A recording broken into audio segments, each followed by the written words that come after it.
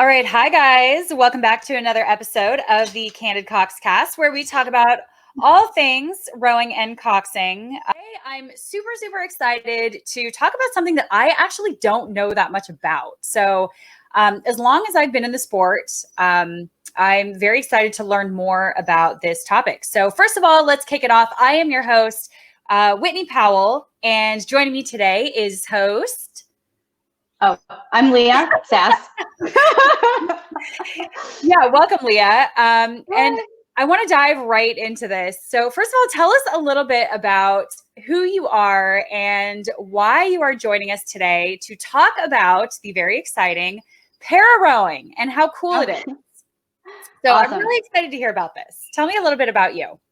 About me. Okay. So I started coxing in college a long time ago. I was a walk-on to the team. I was bored looking for something to do. And they're like, you'd be a great coxswain. I'm like, I don't know what that means.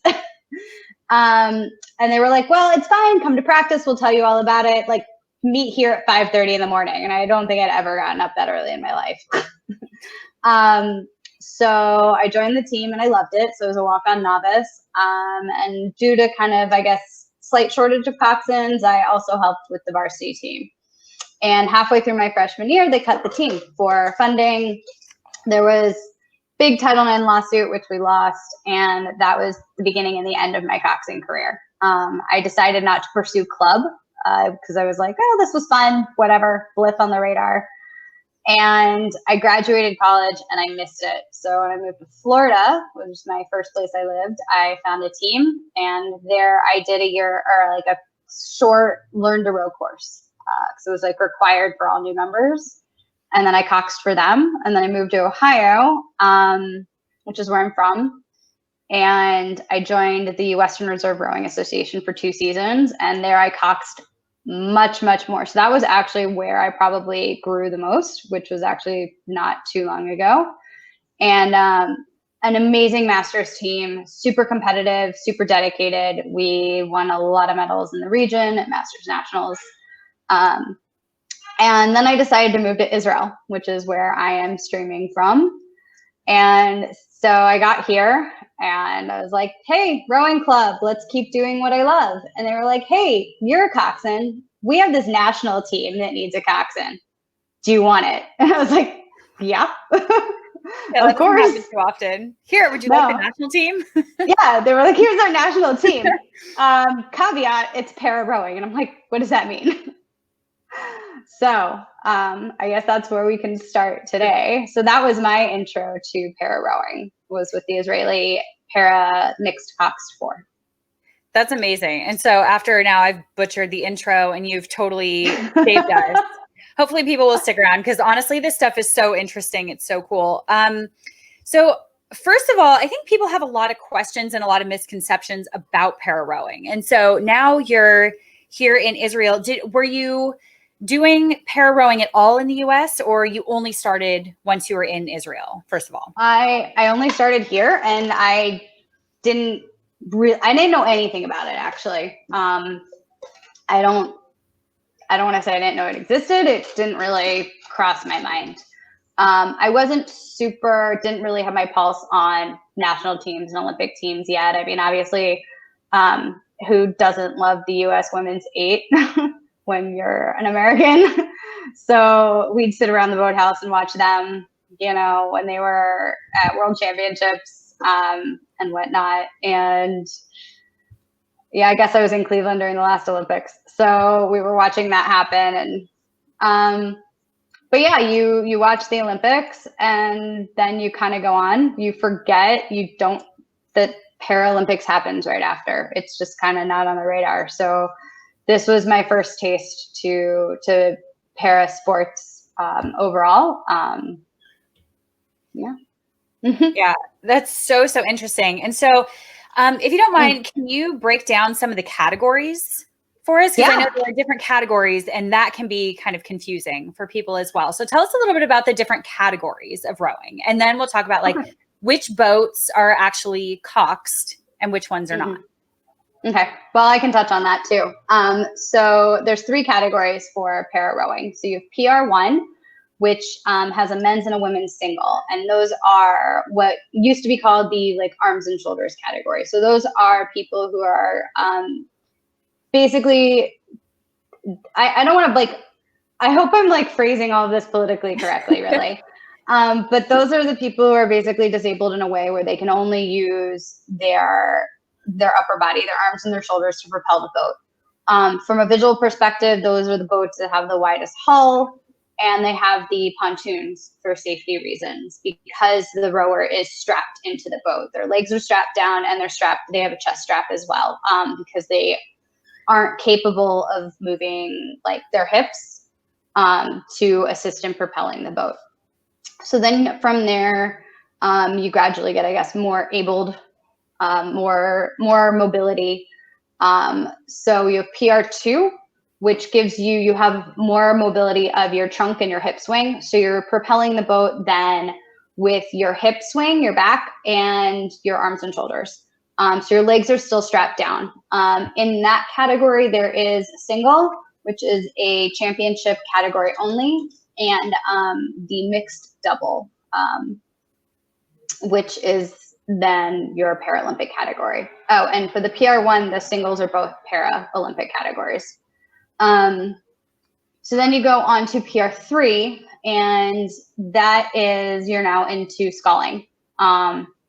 So you've got your PR3 mixed coxed four. So that's your only coxed boat. So you have 2 men and 2 women. Tweet boat, as I mentioned, and they have full mobility, essentially. They are able to move all of the aforementioned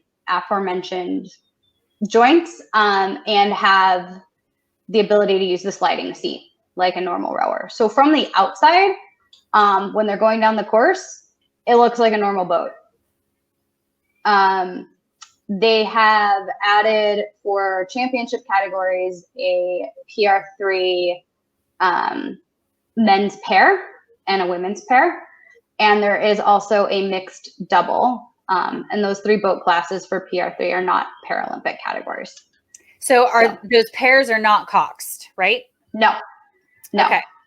So what rowers would be able to row in a 4 that needed a coxswain, but not need a cox in a pair? So it's more classified. It's not so much needing a coxswain versus not, it's the ability to move the boat. So you've, like I said, like you've got your PR1, 2, and 3. So because the pairs are, I guess, PR3, like you don't need a coxswain. I think it's for safety reasons. I think that's why, and it's a bigger boat, and so it also needs the steering. And in the pair, I think the rowers are a little bit easier to, like, I guess you could say normal rowing. I'm using air quotes. I don't really like the term able-bodied, because none of these people are unable. Yeah, absolutely. So I find that term misleading, that we identify it as able-bodied versus para-rowing. But I think they're just able to help each other a little bit more because it's the 2 of them. And also, even if like one person's blind, the other one then can see you. So, you find a way to adapt. I don't know if there's a rhyme or reason for not having a coxswain, really. I think just the ability to offer more chances for them to row, really. Okay. And so from the outside, looking at one of these 4s that you might be coxing, just like you said, it would look like just a normal boat. And again, normal in quotes.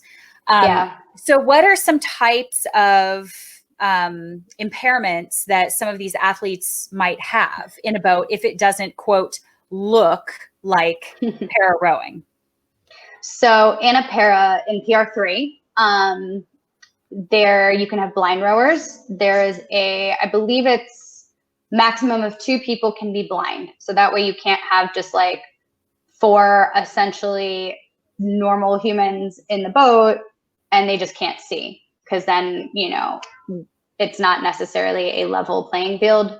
So they put a cap at 2 blind people or blind categories. And within the blind category, there's also 3 levels of that, which I can't really begin to explain. Mm-hmm. And then you might also have an appendage. The minimum disability there is like 3 fingers or 3 toes.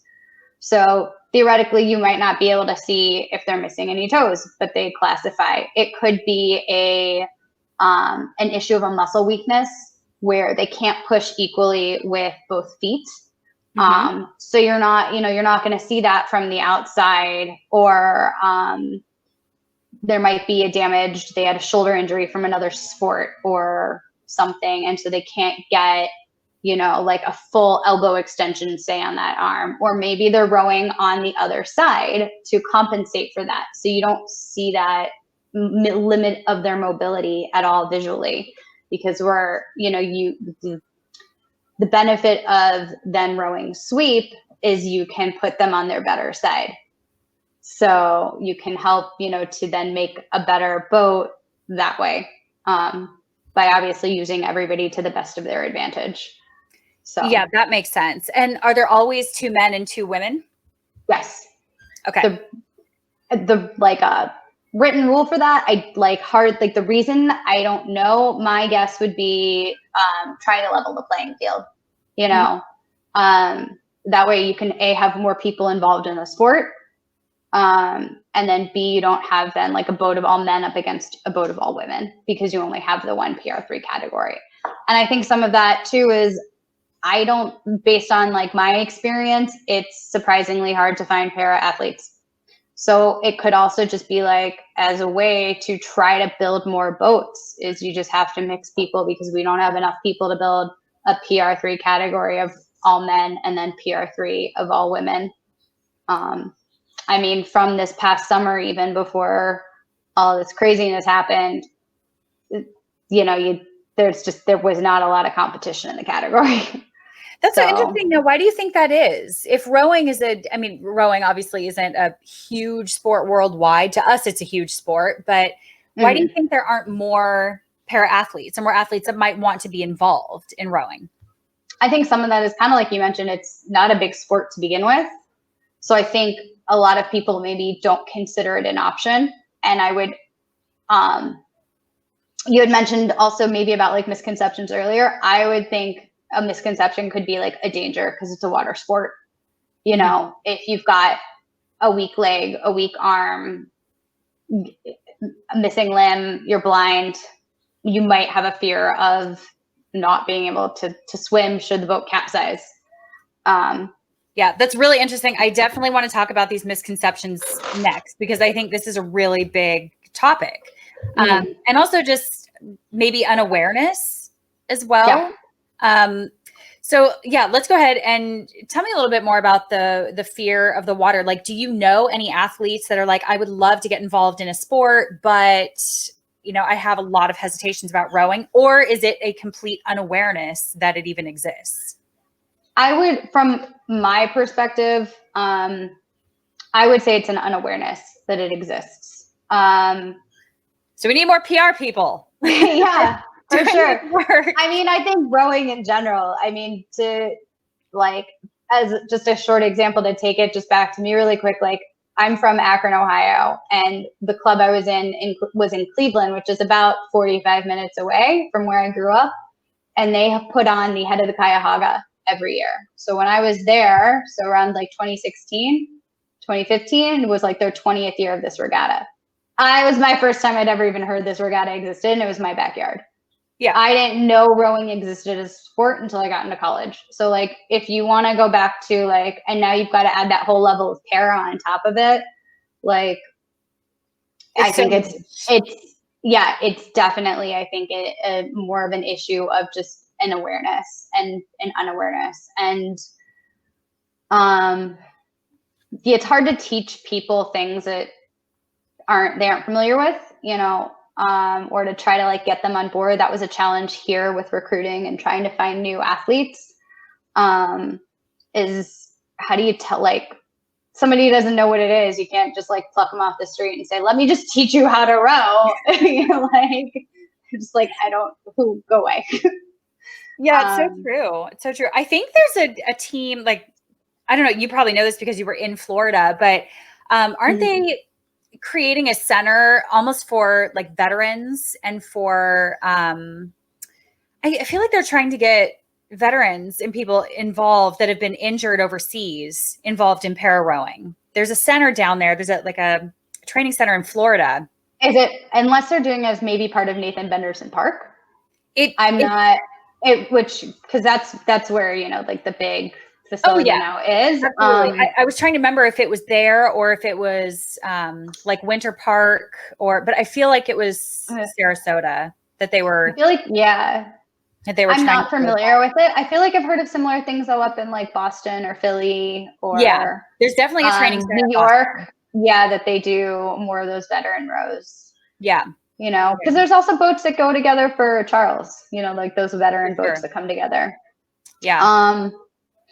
Yeah, you would think in a country where we have a mandatory army that, I mean, knock on wood, I don't want to say there would be more injured people, but we would maybe have more of a pool of people to find.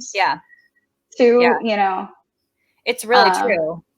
I mean, and it's almost funny. Like, since I've become a part of this sport, I am so much more keen on when I see somebody walking down the street with a limp and I'm just like, are you okay? Do you want to learn how to row? Do you want to be on a national team? They're going to Tokyo. Do you want to go to Tokyo? Like, and I just want to like pester people and just be like, and it's like, I see it all the time now. I just like, I'm like, I feel like I'm like hunting for people. Well, yeah. I mean, you're like building your own team. It's natural. Like of course you're going to be scouting. Yeah. Scouting. That's a better word for it. Yeah. Always scouting for the talent. Yeah. I do the same thing. Especially because it's like hard. Yeah. Especially because it's hard to find para people. And it's for it being such a flexible scale of finding like of where these disabilities kind of fall into place. It's surprisingly also hard to meet the criteria. You know, it's like, okay, you might be PR3, but can we put you into PR2? Or I think if you're PR2, you are allowed to row into PR3 if like you're on the border. You know, like you can go up a level, but you can't go down. And also, since I've been paying a little bit more attention to just para sports in general, every sport has then different classifications. So like the rules, because it all depends on the mobility required in a sport, you know, so it's like the like categories that we have in rowing are different than for every sport. You don't have the same 3 categories with the same 3 reasonings or you know, mobility scale on it. So yeah, that makes total sense. And so how do you guys recruit? Like where do you get your athletes? There is a veteran center outside of Tel Aviv, and some of the people on the team are, you know, active there, and that's how they've brought people, you know, into the club and said, you know, we've got this team and we're looking for more people. Come give it a try. Moran Samuel, who is our PR1, she won she's gonna hate me for forgetting which medal. I think it was in Rio. She won a medal in Rio, and so she's obviously kind of our you know, poster para, and so she's really big. She's gives lots of speeches around the country, around the like Europe, and is definitely a good person who can bring people in because people know who she is. So are these athletes then recognized nationwide, like not just in rowing, but the country actually recognizes them as athletes in a country? Because like sometimes, you know, here in the US, like the US doesn't like recognize our rowers really, you know, it's sad, but like no one talks about the women, you know, having the most medals, Olympic medals, like ever. Not, I would say outside of Moran, no. There's like a few other sports. We had the judo's really big for Israel. So everybody always talks about judo and talks about the gymnasts, but rowing still doesn't get a lot of PR and especially para. Now from one of the para rowers actually did come from judo. She competed in Athens and then injured herself. So that was how we got her. I mean, it took some kind of prying to like convince her to come over onto our side, but so we can get athletes kind of that way. And it's, again, like, so then she was more recognized, but rowing in general is not noticed so much in Israel, similar to other countries, as well as para. And we do, kind of like everything else, like we have a separate Paralympic committee that sponsors the para sports and athletes. And then there is the Olympic committee that sponsors the regular Olympic categories. We're very lucky and I just speak for rowing, I don't know the other para sports, that we do get quite a bit of funding and a lot of support from them when it comes to recruiting efforts, when it comes to travel and training, where I have friends on the under 23 team that, they kind of have to pay their own way for training and then hope to be reimbursed for it. And it's sad because we are such like a small country and there's not a lot of us. So the opportunity to represent Israel and put our name on the map in sports, I would want to be more like rah-rah, like, so cycling, yeah. I think our cycling is getting more noticeable in general. Like, again, I don't think there's a paracycling community, but Okay. Oof. That's really cool. Here comes the cat. They're always trying to help when we're recording podcasts, walking across the screen and everything. Okay, so let's talk about the actual coxing side of it. This is what I'm super interested in as well. And I would love to know if there are really that many differences. I don't know that I've even ever heard a recording of a cox racing a 2K in a para 4. What are some of the major differences, you think? There's a ton, and I'm still learning. I feel like I started at ground zero, to be honest. I'm excited. Yeah. Because I came in all, gung-ho, wired up after all of like my wins in Cleveland. And just, so I was like, great, like competitive team. This is going to be so much fun. And I coxed him the way I always coxed. Didn't work. Just fell flat on my face, really. And again, like I said from the beginning, I'm 3 years in and there was still so much to learn. The first thing you have to really take into account, which is the most obvious, is each rower in your boat and their disability. We had a blind rower. We had someone with a shoulder injury. We had someone with like ankle injuries and other mobility issues. And someone else who had like a weak, like nerve, like a nerve issue that caused a weak leg. So you can't tell everybody to push with your legs, because they can't. And you can't always remind people to pull in high because they can't. And you gotta, and it's a balance of over communicating for the person who can't see where you are on the course, or can't see the speed coach if they're the stroke position, or can't see the buoys like you've talked about before. And you're their eyes and their ears and their everything, and somebody else doesn't want to hear you talk all that much. Mm-hmm. Yeah, exactly. So you're really juggling almost 4 different boats in a way. And then on top of it, just making sure everyone hopefully does everything at the same time, like normal coxing. Right. And you got to understand with the disability, I hate calling it a disability, but I don't know what else to call it, because they're not lesser than, right, by any means. And, but so for each individual, like, mobility issue, that also it also translates into boat feel or lack thereof. And that's a very hard thing to try to coach and just navigate, getting everybody to understand what different things feel like. So it does, like, that's where kind of the benefit of like that little bit of learning to row, like I had mentioned, that I thankfully got to do in Florida, because when I joined in college, I never rowed at all. I was just straight put into the coxswain seat. And that was a light bulb moment for me. So then to be able to translate those things now, because now I understand boat feel and I've rowed a few times at least, so I can understand what's happening.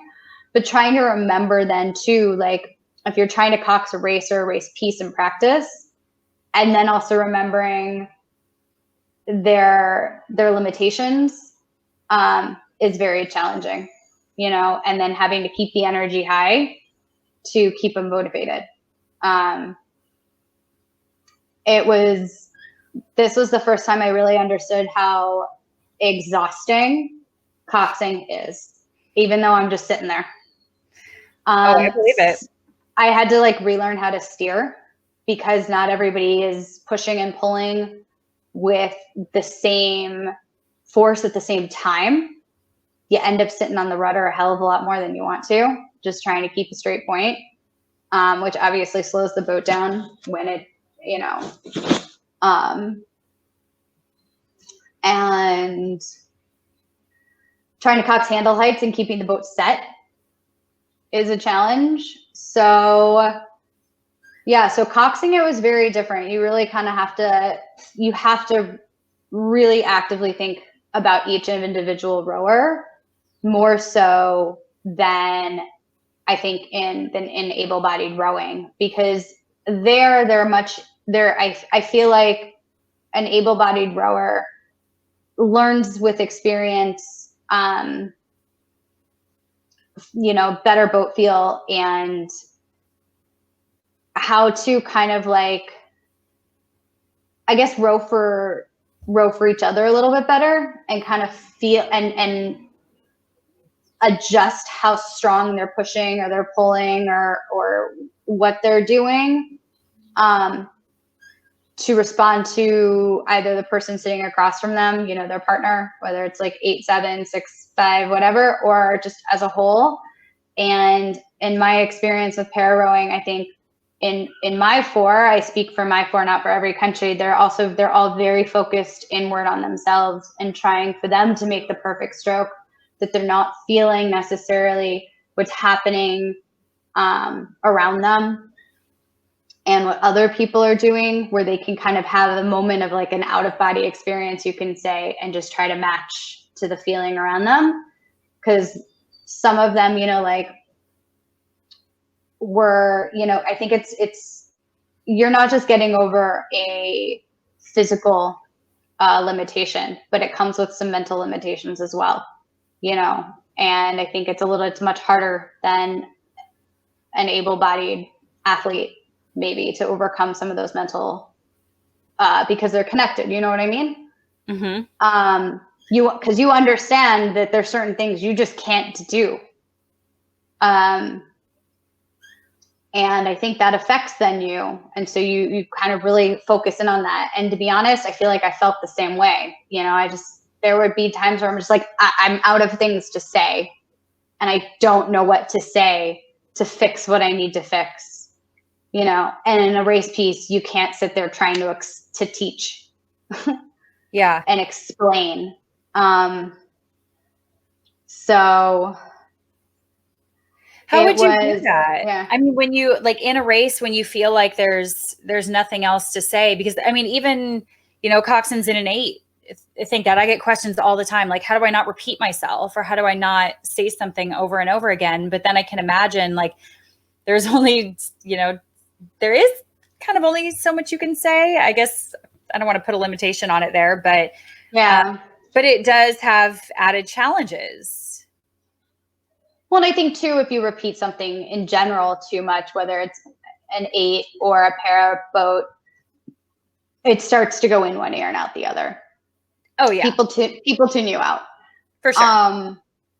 But I would say, like, I think like you had mentioned kind of in some of your previous casts, it's an opportunity to kind of just take a moment of silence, even in a race, and you yourself need to breathe for a couple strokes and just think like, where can I maybe make the biggest impact? And in my experience, in the para boat, it was calling the finish again, just being like, all right, we're just going to gather at the finish on this next stroke. It kind of wakes everybody back up. You have a really sharp finish, and you kind of just start from there. And then you try to build that rhythm back if that's where you, because I think once it gets frantic, you know, even especially because when you're running out of things to say, it's when the boat's starting to fall apart. Yeah. So in any situation, so you got to find that moment. And I know that was something that really worked for us then, was just saying, was like, gather back at the finish and break it back down from there. And again, just trying to be a little bit more motivational. You know, letting them know where they are on their course, where they are against other boats, and trying to come up with something really motivational to get them to just perk up again at the finish and empty the tank. Yeah, that's true. And so how do you train for stuff like this? Are you doing mostly drills? Are you doing a lot of steady state? Is it a little bit of both? Like, how do you sort of reconcile what could be big differences in athletes and making them a crew? I mean, everything. It's the same as, I would say training's the same. It's the same time commitment. Might be, in our situation, I think it was a little less because people had to juggle real lives still too. But it's the same commitment, and it's the same training. You've got days where you're steady state. You've got days where you're just doing technique and drills, and you've got days where you're doing race pieces. And to be honest, I think what benefited us the most were small boats, getting them out in pairs, because when it's only the two of them that have to figure out how to balance the boat and make it go straight, they can learn a lot from each other. And I think it's the same in that case than an able-bodied, but there's bigger, you know, like we said, because you're not starting from essentially, you know, an able-bodied rowing, everybody is physically, physiologically the same, you know, all your rowers. But here you're dealing with two very different people from a physical perspective. And because you've got a much smaller pick of the bunch, they not only have a different physical limitation, but size-wise, they're built differently, completely. We had people that were the size, you know, could Cox, short like me. And then we had a guy for a season who was, I don't know, 6.5 feet. He was a giant, you know, and they're sitting in the boat together. So you don't have the luxury of trying to have 4 or 8 people of similar height and build to balance the boat. So small boats were a huge benefit because they had to learn to compensate for their leg height differences, for, you know, if someone had, like I said, like a weak leg versus a stiff arm. And it was extremely frustrating for them to watch, for them to do. And it was extremely frustrating for me to watch because, you know, you want them, like, you want it to work and they want it to work. And it's much harder for them to get that to work. So what do you think about having a level playing field? Do you think that having 2 men and 2 women makes it more level across the board? I would say the short answer is no.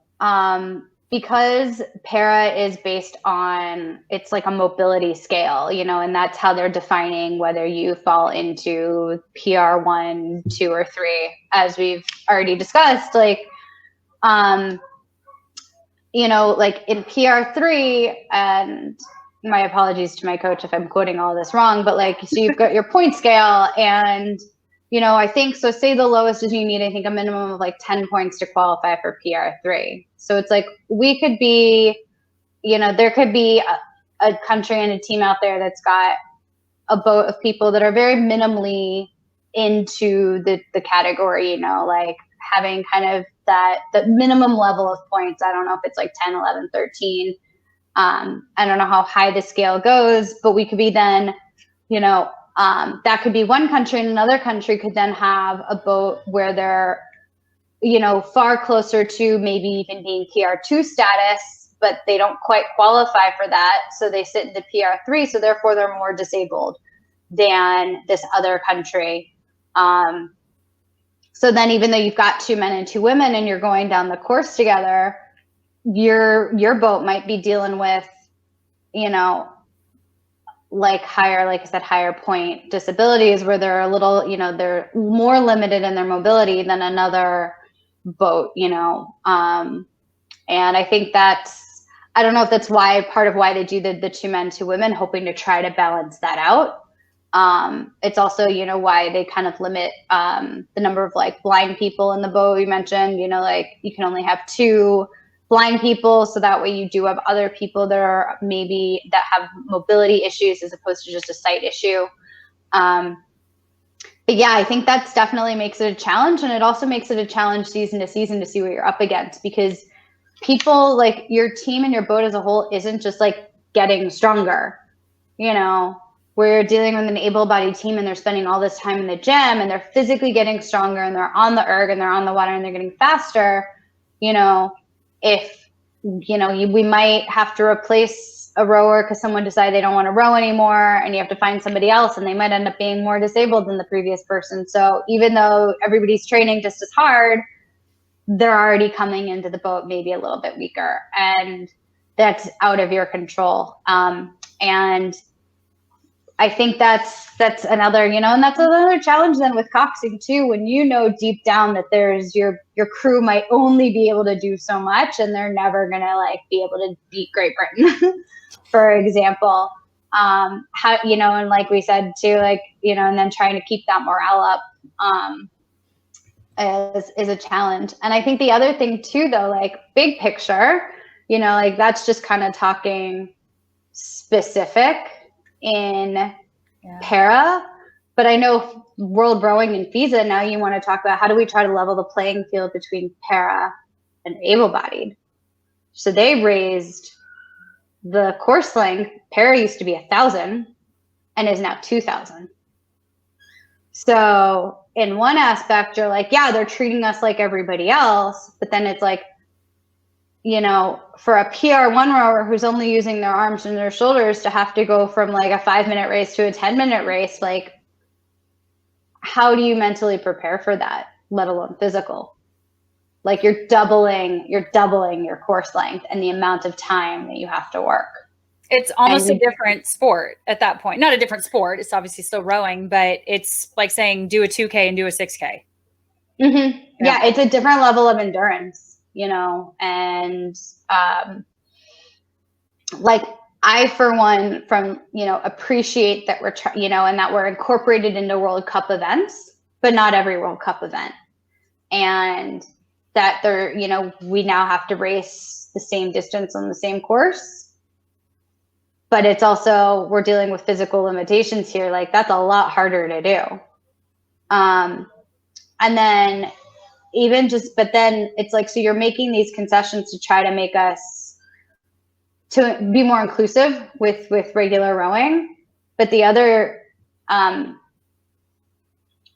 difference, and it's materialistic, but it's a difference nonetheless.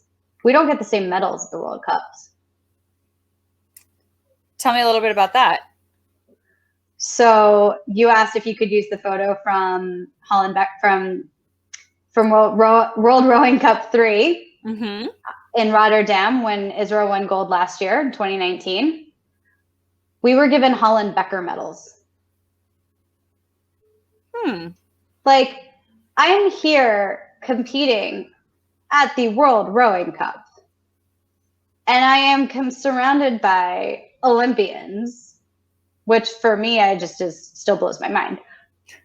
And then you're making us compete 2,000 meters, which in the conditions in Rotterdam was an 8-minute race for a 4. Like I wanted to pull my hair out because like the water conditions for that race were so horrendous. I felt awful for my team.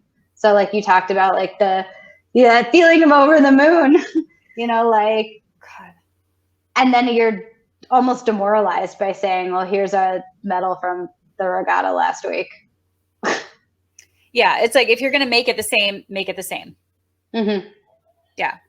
And I understand like maybe Olympic versus Paralympic when we're getting to that big competition because they're separate events. they're separate dates altogether. They are separate mascots and things. But like when you're trying to be inclusive within our own sport and you're going to ask for the same physical demands now, like let's take it kind of all the way, you know, like to have a para rower do 2,000 meters is a hell of a lot different than an able-bodied Olympian doing 2,000 meters. How do the rowers feel about that? I don't know. And frankly, like that's not a conversation I wanted to have because I don't want them to think about being less than, and I don't want them to fixate on that. You know, that's something that like, if they see the difference, let them internalize it or work with like a sports psychologist or their friends on the subject or their coaching staff. But I don't want to address it and bring it up for the people that maybe aren't thinking about it. Yeah. Yeah. Because it is what it is. It is what it is for now. Yeah. But, you know, it was still kind of like, it was a bit disappointing. It kind of like knocked like the win down a couple notches, I guess you could say. Mm-hmm. So I wonder it's interesting. Do that. That's like, I mean, do you see a lot of inequality like that, or do you feel inequality when you go to races, or is it just when stuff like that happens? I think I sometimes feel a bit like of inequality. I feel like we just don't get the same attention necessarily. You know, there's a lot of focus on, you know, on all the other boats for sure. And, and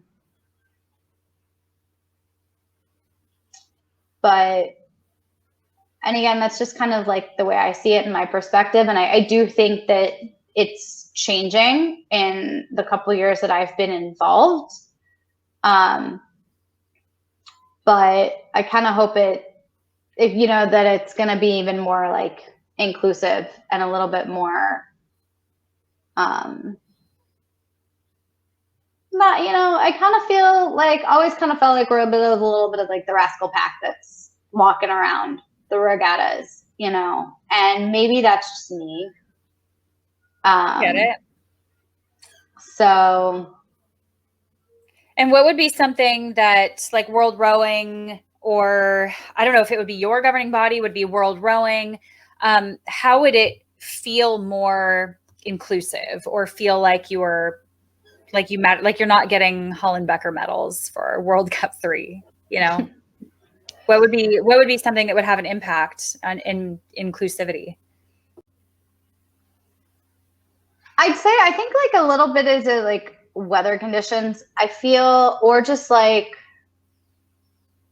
a lot of considerations are always kind of taken into account everybody else first in terms of shuffling, like when other, you know, boats are racing and we're just kind of fit in later. I don't know, like, and there's got to be I know there's strategy behind it, because obviously PR1 boats can't go down the course before an 8, you know?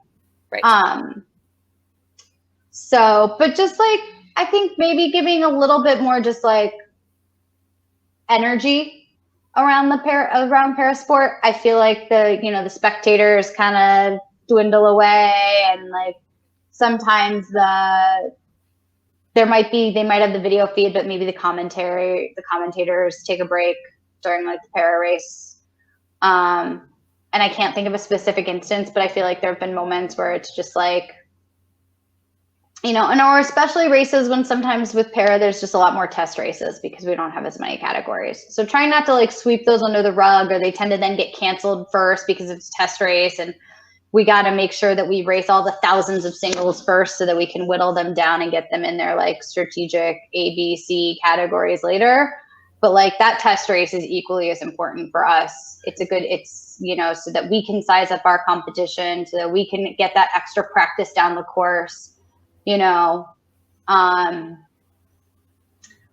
say practice lanes PR, like the PR1 and PR2, because they're a slower boat, they get like, we'll get special, like they get special lanes, but then like the 4, they had us in the same lanes as 8s. Well, and that was real frustrating for practice, because then, I was sitting on the buoy lane, or I had to constantly be weaving in and out of the buoys to yield to the faster boat. And, so either like in that case, like maybe giving us then, a separate practice time, or like a segregated lane. So it's like, it's not so much like, because it's being inclusive by giving us the same lane, but you also got to be considerate that like we can't have the same effective practice time because we're in the same lane as the 8. It's just because there's more rowers in our boat.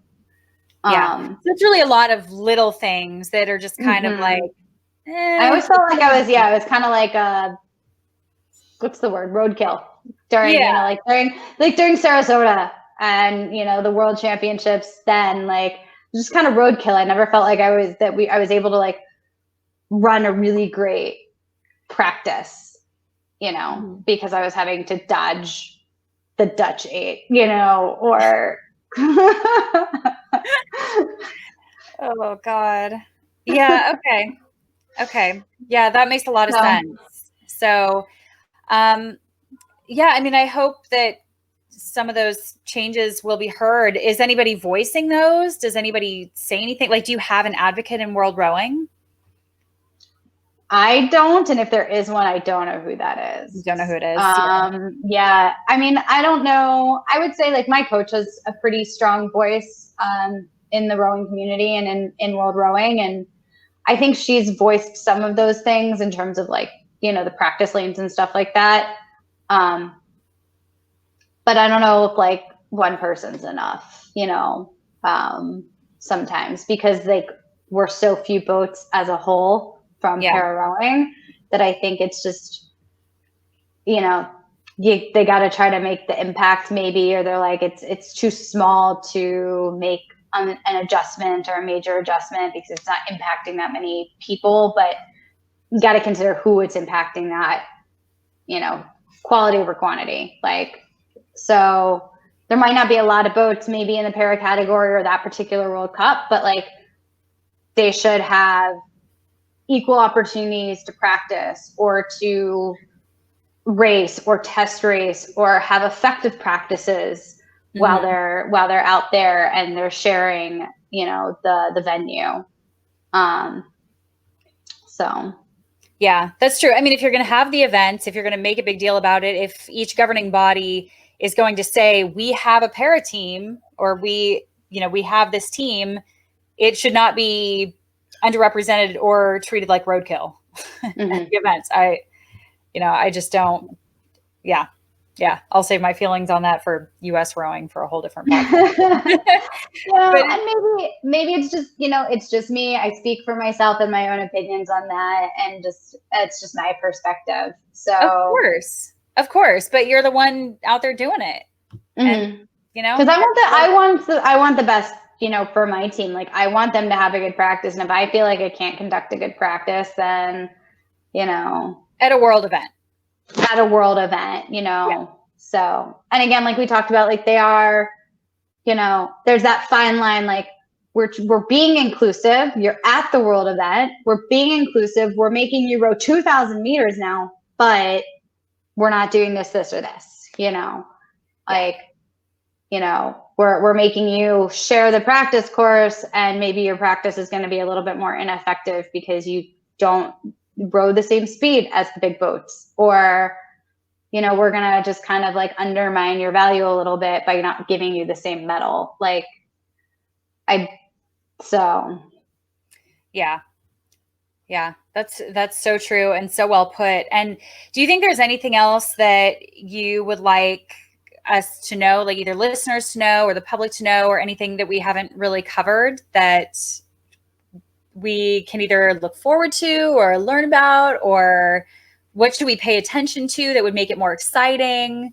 Leave us with something, a little tidbit about para rowing. That's. I mean, I would just say to like, if you're into rowing, to just start putting your pulse on para rowing too. Like it's really interesting to watch. And like I said, I think if anything, the athletes should be far more respected just because of what they have to overcome, and the adaptations that, we have to make it work for them. But they're still out there and they're still grinding, and the sport is hard either way, for able-bodied or para rower. So just make sure like we're cheering them on too, because I think they're definitely worthy of it, Yeah, I was going to ask you about the frustration. I can imagine frustration coming into play a lot, where it's almost like the learning curve is much harder, but then the reward is so great when it works. I don't know, greater. I mean, everyone loves to win. Everyone loves to medal, but yeah, but just going through everything that you have to go through as a crew, I can imagine that when it goes well, you're like, yes, thank you. Like it's exactly. Like, you're just like, you're over the moon about it. Yeah, 1,000%. I really struggled the last 3 years, because you're also you're spending a lot more time as well moving people around in the boat. And I think every practice you're adjusting the rigging, because you're really like, those centimeters make a huge difference for somebody who's like with limited mobility, where they can't compensate themselves for it. And so it's frustrating when they can feel that something's off and not working. And, you either have to suck it up for the rest of practice until you can get the boat back out of the water and try to fix it. And, remembering all of the different feedback that everybody needs and all of their different limitations and disabilities and the things and how you compensate for them. Like we said before, kind of like, how do you tell everybody to just give 10 round legs, when not everybody can physically do that? Now, do they allow you some leeway? I mean, they must have a point where it's give and take, like where for some athletes, you might need to say that. And then for some athletes, you would have to say something else. So they must have at least kind of an understanding that you have to make calls for the crew, but sort of aimed at certain athletes, where it may not apply to everyone, but I think they do. And it goes back to where like some people just eventually tune you out anyways. So I think, like you said, if it doesn't apply to them, they might just stop listening, but you hope that they're listening in the moment where it does. That happens anyway. I mean, you get that. Exactly. They'll tune us out anywhere. But I would say it's a little, for me, it was a little bit more frustrating as a coxswain, because it didn't just come together like that, and because it didn't just come together with one call. But when it did come together with one call, it was over the moon. And then I like kept that in my pocket. I was like, this one works. Do it again. So that's why we always talk about how coxswains have to train too. Like you think that rowers are the only ones that have to practice race pieces? Like, no.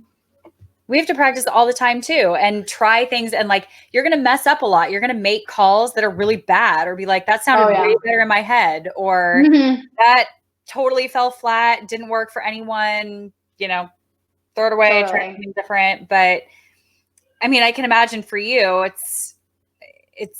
there's almost, I don't want to say more of that, because everyone has to kind of, try new things, but you have so much more to pick from almost, because you're almost coxing individuals rather than just the entire crew. Yeah. Yes and no though, because I feel like you said though, it doesn't always work, or you can't get too specific, I guess, for each individual person in terms of the calls. Okay. You just kind of have to learn, like, also, I mean, like with any boat, like what call is going to work for like what person, reminding this person like to keep their hands high, this person to keep their legs long. but also balancing that with that it's a motivational thing is also a technical reminder. Mm-hmm. So I don't feel though that I had like more to choose from because I was like coxing 4 different individual people. It was harder because I think, and I speak from my own perspective, is I felt they expected me to just always have the magic words. And if I made that bad call, there wasn't a lot of constructive feedback. There was just a lot of feedback. And I get you. yeah. We've all had those crews. So it was kind of then hard to give and take and learn because there wasn't like necessarily this call really worked for me or this one really didn't. It was kind of like, why are you screwing up? Like, So it's a lot of personality management as well. I mean, I know that's kind of also our role as a coxswain, but I can imagine the frustrations being very high as well, that you have a lot to manage, for morale and just kind of keeping everyone focused on the big picture. Mm-hmm. I think there's definitely, I would say like morale is a good way to put it. That was kind of the harder thing more than anything. And I don't know if some of that stems from and I don't think this is not the same for all para crews by any means, because I think it just depends on, are they built from former athletes or are they, built from what's available? But then therefore morale is very like much more important, I think, in a crew that maybe doesn't necessarily want to be there or doesn't have the passion for rowing, but they're there because it might be the only sport that they have an opportunity to do where they can get some support. Interesting. Okay. And so what's something you would do? Like, let's say you have a really bad day on the water. Because I get a lot of questions from younger coxes as well that say like, my crew just yelled at me the whole time. Like I made a mistake and I just feel terrible. Like I just want to run and hide. If you have a really bad day on the water or morale is very low, or it's just like something is just not working, what would be something that you would do to sort of regroup and be able to go out the next session and have a good session? I think the first thing is actually, I wouldn't say running and hiding is a good answer, but giving everybody space to calm down for sure. You can't just go right into a team meeting, group like session recap and say, okay, let's talk about that. Like, how did like, what do you feel didn't go well? Or what do you feel like, or trying to make it like positive and just being like, well, what did go well for you today? Like that doesn't work. You gotta give everybody some space to calm down because they're all either blaming somebody else or they're blaming themselves. And I think as a coxswain, you also do. I blamed myself a lot if something didn't go well, because for me, being on the national team was huge and I just wanted to be perfect, and I wanted to do the best and to give my best and to be my best 1,000%. And so if I was 900%, it was not good enough for me. So giving everybody a chance to just cool down, calm down. And then maybe instead of right after that session, it's before you go onto the water for the next session, being like, hey, like, what was something good that happened this morning? Or, taking the bull by the horns. What was something I said that didn't work for you? And how can we fix that? Or, you do kind of still have to sit down and have the conversation. But I think trying to kill it with kindness and positivity doesn't necessarily work for people who are just putting so much physical energy and effort into whatever your training session was right before, so. Yeah, absolutely. You do have to acknowledge it, I think. For sure. Yeah.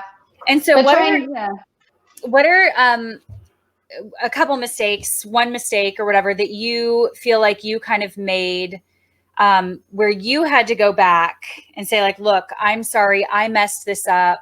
How do you sort of regroup yourself. Like as a Cox, you have to get back out there and still do a good job. Like you don't have time to wallow in being upset that you've made a mistake. And we've all done it. We've all been there, messed up really badly, whether it's calling a piece down too early or calling a distance wrong, whatever it is, hitting something, it's all different. So what's something that you think you did at one point, and how did you regroup for the next session with a level head? Well, I've done all of those things. I think in para rowing, hitting buoys is the worst when you have a blind rower in your boat. And I never heard the end of that one. And yeah, calling, miscounting. I prefer from a coxswain perspective, you know, at the end of the race, if you know there's less than 10 strokes, I call 10 anyway, because I'd rather have 2 left over than get to 1 and then say, I need 2 more. I need 2 more. Because nobody likes that. No. But I had rowers that were like, why did you say there was 10 and you didn't get to 0? Like, and I'm like, the race is over. Why do you care? Like, yeah. No, you can't always win that battle either. And that baffled me. If you don't. Yeah, exactly. But I think so for those mistakes, it's like I try to acknowledge them. I say, I'm sorry, like my mistake. You know, if it's at the end of the piece, if it's like, if you're doing multiple pieces in like a training session, you know, whether they've called you out on it, what I found has worked, because I evolved a lot, you know, in the 3 years myself. And so I would say in the beginning, I definitely got defensive and, you know, tried to fight fire with fire, which doesn't work. So you got to fight fire with water. If your rowers are angry at you, you just got to say, I hear you. I'm sorry I made that mistake. I will try not to make it in the next piece. And you try hard. And I would try to focus on making sure I was better at calling, you know, the up or the down or the distance. I didn't have the luxury of having a recording Cox box. I tried taking my phone in the boat a couple of times and never really got quality enough recordings where I really felt like I could learn from them. So just trying to kind of take the feedback in the moment as best I could, or regrouping again, like after the session, like what's something, and trying to keep them calm. Like, what is something I can improve? I can't improve it if you're yelling at me, you know, and tell me something I did do good so that I can repeat that behavior. Yeah. You know, it's really funny you say that. Sorry for interrupting, but I actually had to have a talk with the crew about this as well. That was a particularly sticky crew. Like we were going through a time where everyone was just pretty at each other's throats, pretty frustrated in general. And there was not a lot of positivity or lighthearted talk or, you know, things were just, we could see it sort of spiraling downward pretty quickly. And I was like, look, you guys, if you only tell me what you don't want or what you hate or what's going wrong, I have no idea what direction to take that. I mean, I could take that any direction that I want, but I don't know if that's what you want. I don't have any idea if you like one thing, hate another thing. So I'm really shooting in the dark here. And we really had to make a conscious effort with the crew to say, like, look, I know you don't feel like giving me positive feedback, but that helps me more. Like, tell me what you do want. Tell me what you need from me instead of just telling me what not to do. If I just told the rowers what not to do all the time, they would have no idea what to do. Well, that's with us. Yeah, that's a great way to put it. I think that's a really good point that you said too, you know, fight it with water and say, like, look, tell me a good thing, because that's honestly more helpful. Yeah. And trying to stay calm, you know, like, yes. I know, like for me, it was like, I would be angry too. I was frustrated with something they did, you know, it wasn't just like, it's never just one-sided. They weren't just frustrated with me and I was frustrated with myself. Like, if they were frustrated with me, I was frustrated with them, you know? Yes. It's the whole And crew. Like you're part of the boat too. right. You know? And that's, yeah. So just trying to just stay, like, like we've said, just to try to stay neutral as best you can, even if it like hurts you on the inside and you are like crying on the inside from that bad practice and you want to run and hide and you're disappointed in yourself, like you still just kind of have to like remain calm and try to brush it off.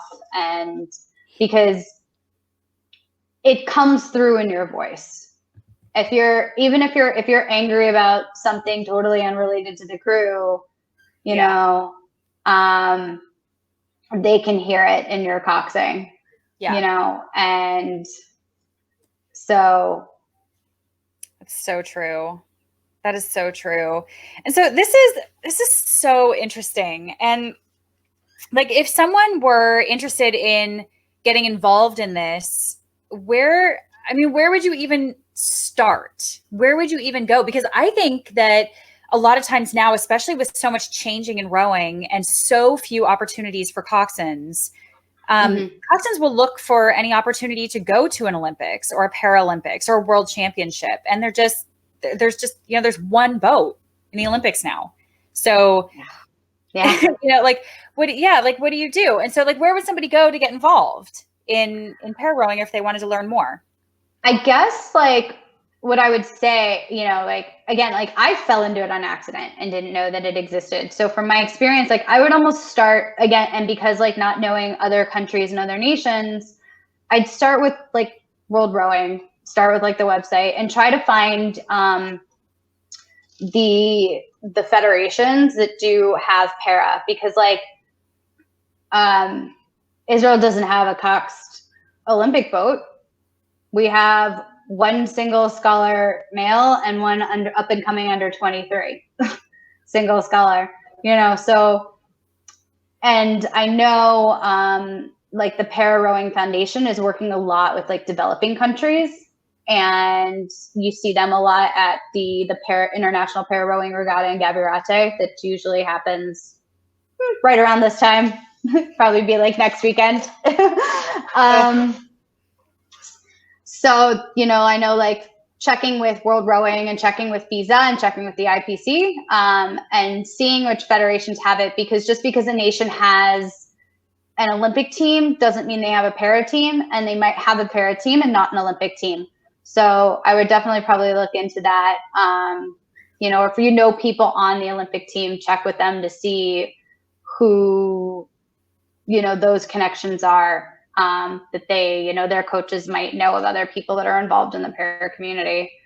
And do you think it's made you a better cox? Yes. I think every experience that you have row on and off the water makes you a better coxswain.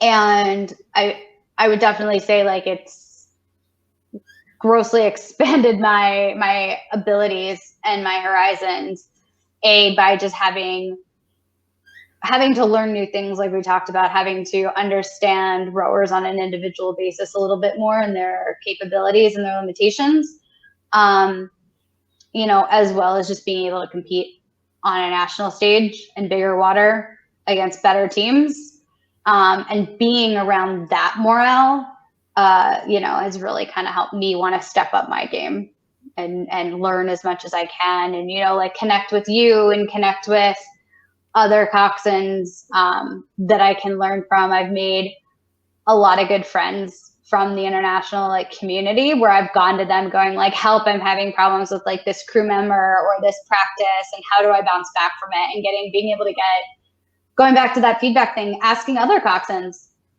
I've gone to other coxswains, like, and then like, what do I do? Like, how do I like, and they're just like, every coxswain has a bad day. And you think the best of the best and the most legendary coxswains don't have bad days.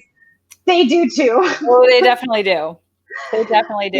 They've had bad calls too, and they've hit buoys too. So, yeah.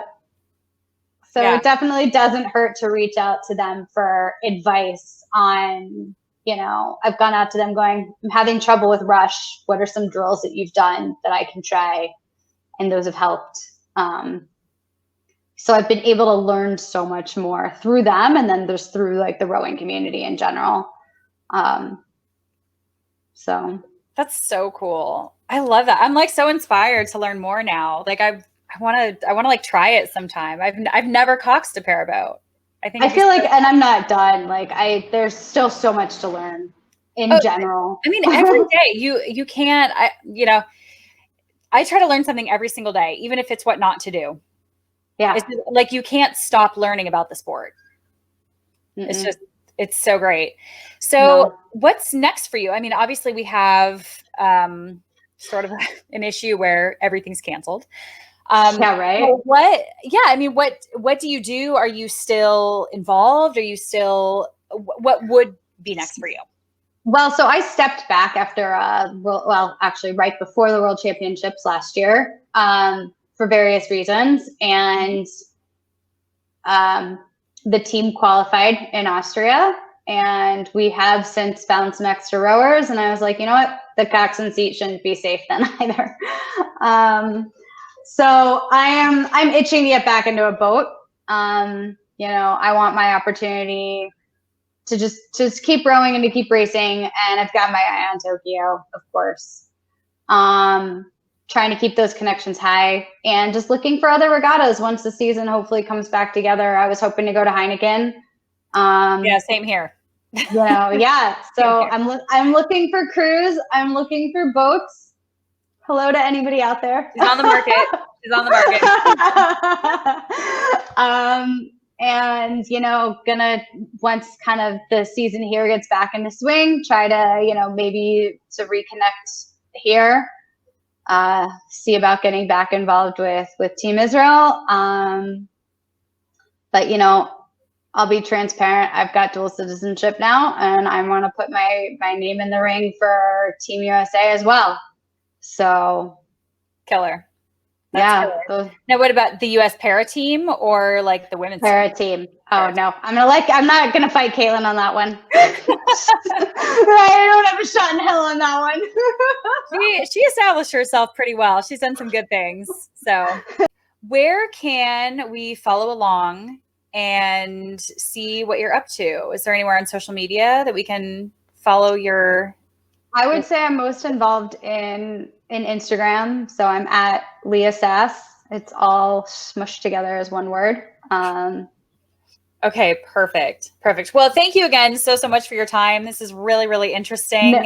And thank you. This was awesome to be a part of it and to be asked and included. Oh my gosh. No, we want to include everyone, para rowing, coxswains, coaches, everyone's welcome here. So definitely. As long as I don't butcher the intro again, like I did this time. So we'll just use the podcast. You made it great. I didn't notice.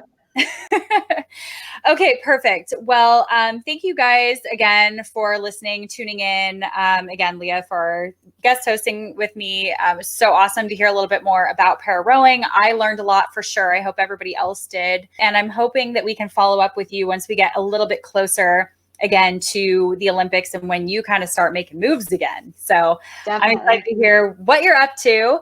And until then, we will see you guys next week. So bye. Bye. Thanks, Whit.